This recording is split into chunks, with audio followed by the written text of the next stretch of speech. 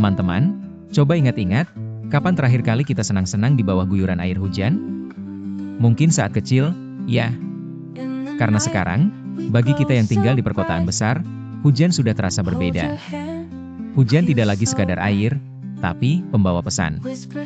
Pesan yang sangat gelap. Beberapa waktu lalu penelitian mengejutkan keluar air hujan di daerah khusus ibu kota Jakarta mengandung mikroplastik ya partikel plastik tak kasat mata. Ini bukan fiksi ilmiah, ini fakta.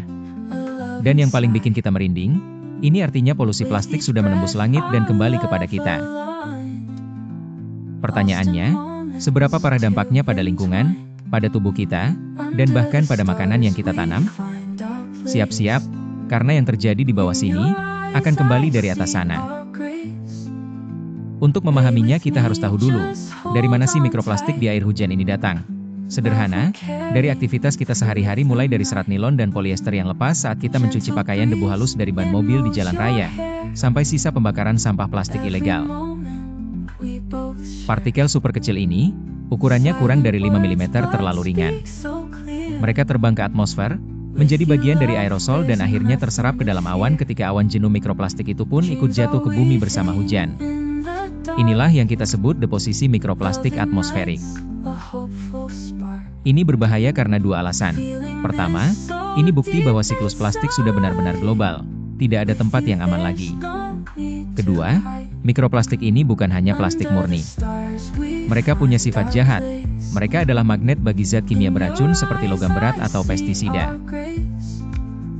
Jadi, saat mikroplastik ini jatuh, dia membawa serta racun-racun tambahan. Bayangkan, air yang seharusnya membersihkan, kini membawa polutan.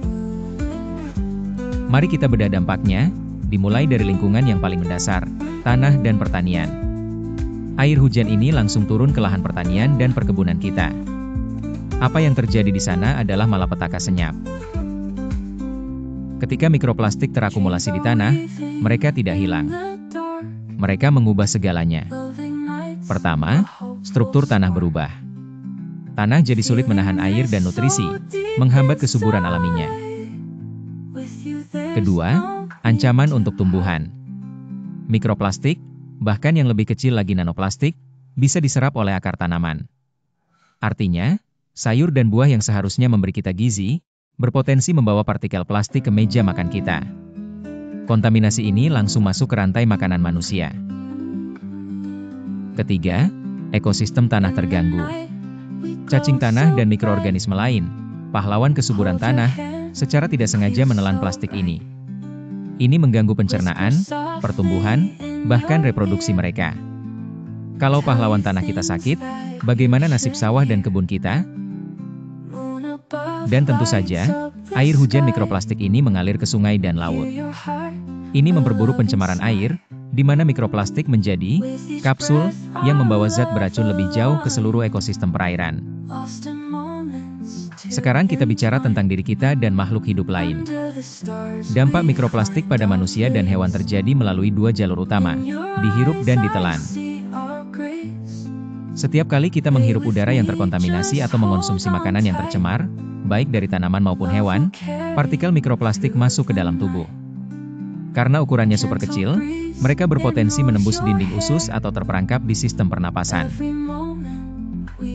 Apa efeknya di dalam tubuh? Partikel asing ini memicu respons pertahanan tubuh, menyebabkan iritasi dan peradangan kronis pada organ. Dalam jangka panjang, para ahli khawatir paparan ini dapat menyebabkan gangguan sistem endokrin, hormon, merusak sistem kekebalan tubuh, bahkan ada kekhawatiran bisa meningkatkan risiko penyakit serius seperti tumor dan kanker, meskipun penelitian masih terus berjalan. Ancaman yang sama dialami oleh hewan. Bayangkan, ternak kita minum air yang tercemar, ikan di sungai menelan partikel ini. Mikroplastik mengganggu saluran pencernaan mereka dan mengurangi penyerapan nutrisi, yang pada akhirnya memengaruhi kesehatan mereka dan, lagi-lagi, kembali ke kita saat kita mengonsumsinya. Lalu, apakah kita hanya bisa pasrah? Tentu tidak.